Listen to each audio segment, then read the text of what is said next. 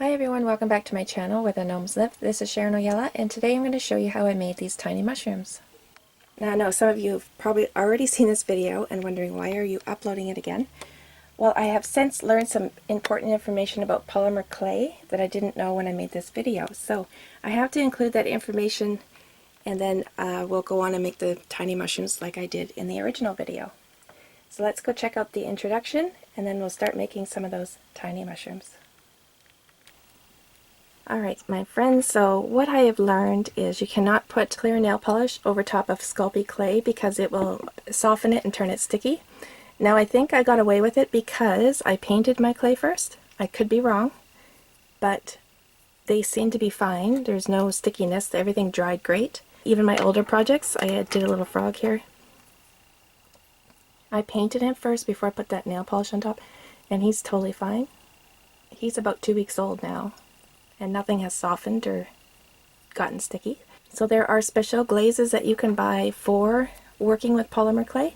So you just have to look up polymer clay glaze, and yeah, it'll come up for you. I'm going to leave my mushrooms as they are. I painted the first and I added this and they are fine. But now that you have that information, I'm going to leave the video as it is.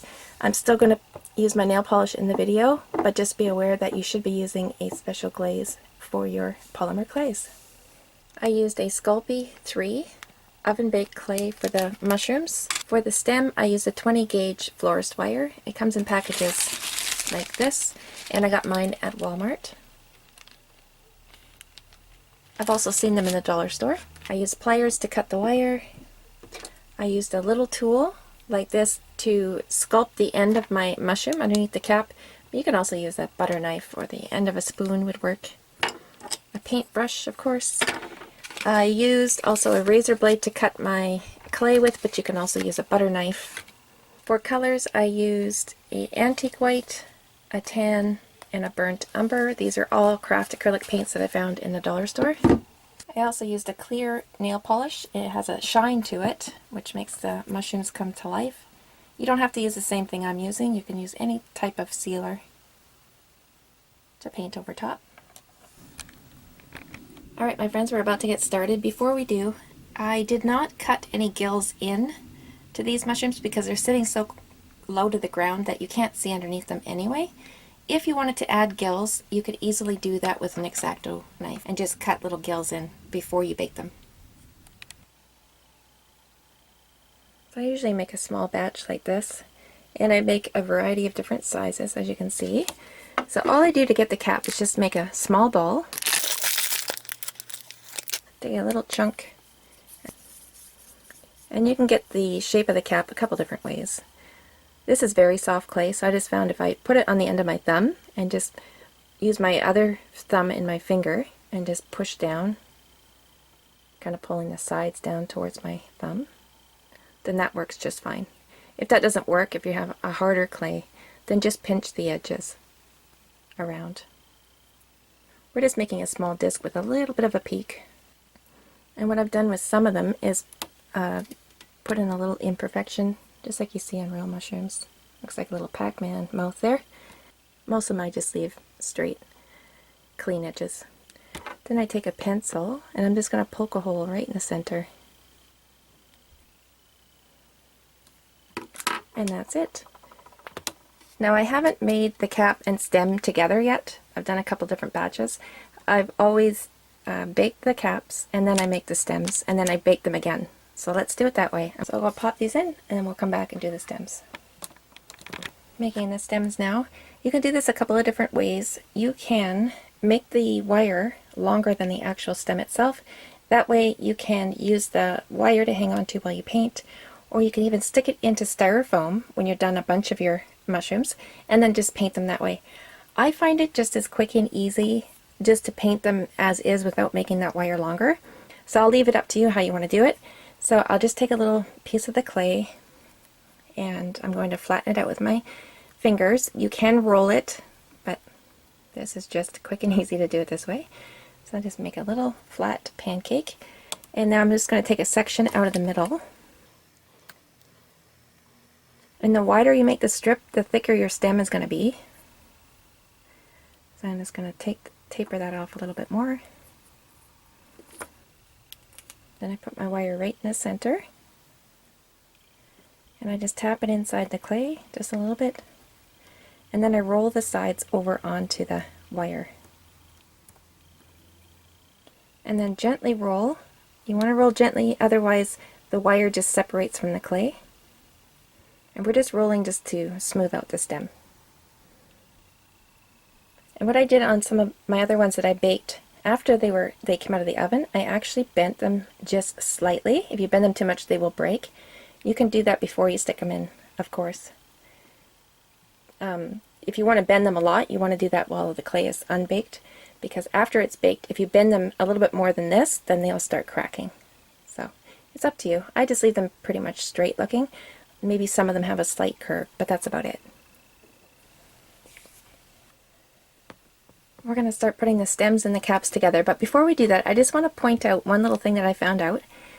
So my first couple of batches that I made, I used a glass pan to bake them with, and I'm using a toaster oven. And all of the mushrooms that I have sitting in the gnome home right now, none of them burnt. I baked them at 250 degrees for 15 minutes.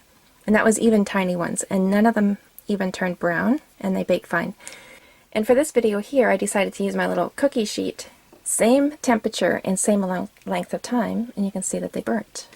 So this is not a big deal for me. I don't mind that at all, because I'm going to be painting these anyway, and we won't be seeing any of this burnt stuff on the mushrooms. But just keep that in mind if you're going to be using a cookie sheet. You'll probably want to decrease the amount of time that you bake them at, and it's probably because they're so tiny. So now we're going to put our stems into our caps, and when we do that, we need a little tool to push the clay around in there, and I have a little tool here.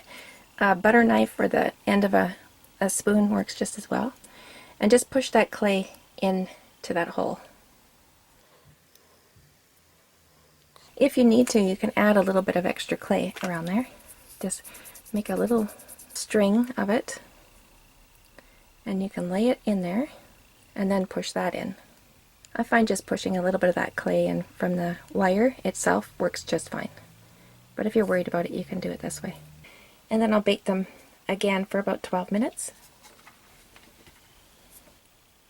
My mushrooms are cool. They came out about 15 minutes ago, I'd say. And I baked them for 12 minutes at 250 degrees in a glass pan with the stems attached. And now I'm just putting that tan color on. I'm going to let this dry, and then I'm going to come back and show you how I do the top coat with the cream color. So I'm doing underneath the cap, top of the cap, and the entire stem.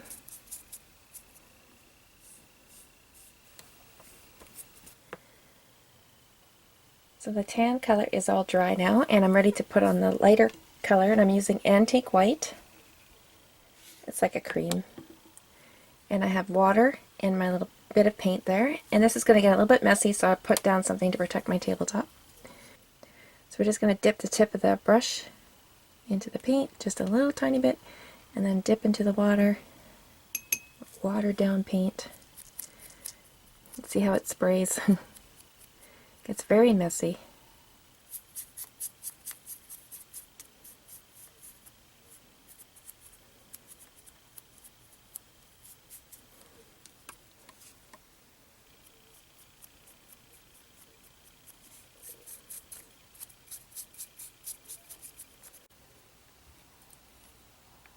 Because the lighting's so terrible, you can't really see it, but in person you can see. The reason why I do the watered down cream colored paint on top is so you still get some of that tan color underneath, and you can even take your finger and just rub some of it off after you've painted it on, and it gives a really nice effect when it's all done. So just play around with that look.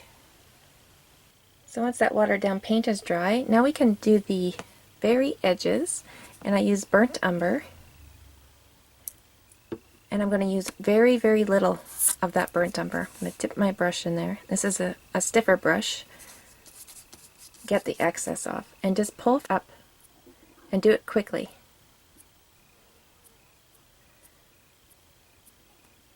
A little bit of an effect around the edge. In some parts I go a little bit higher than other parts.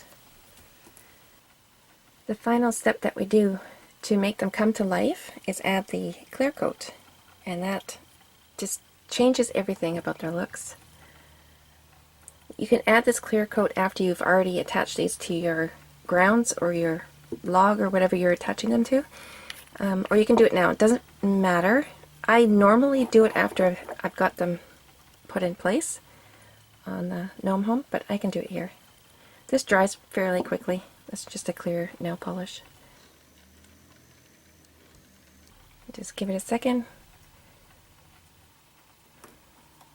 Alright, so the mushrooms ended up, I just pushed those in, and most of them are just held in that way. I did use some hot glue, where is it, on this little bunch here. I just dropped in some hot glue right through here, and then I shoved moss down just to kind of keep them in a clump like that. You can use tacky glue as well. Alright my friends, that brings us to the end of this video. I hope you had fun. I hope you got yourself some little mushrooms made. And if you did make some of these mushrooms, I'd sure love to see them. Post pictures on my Facebook page, Where the Gnomes Live. Thanks so much for watching, and we'll see you super soon.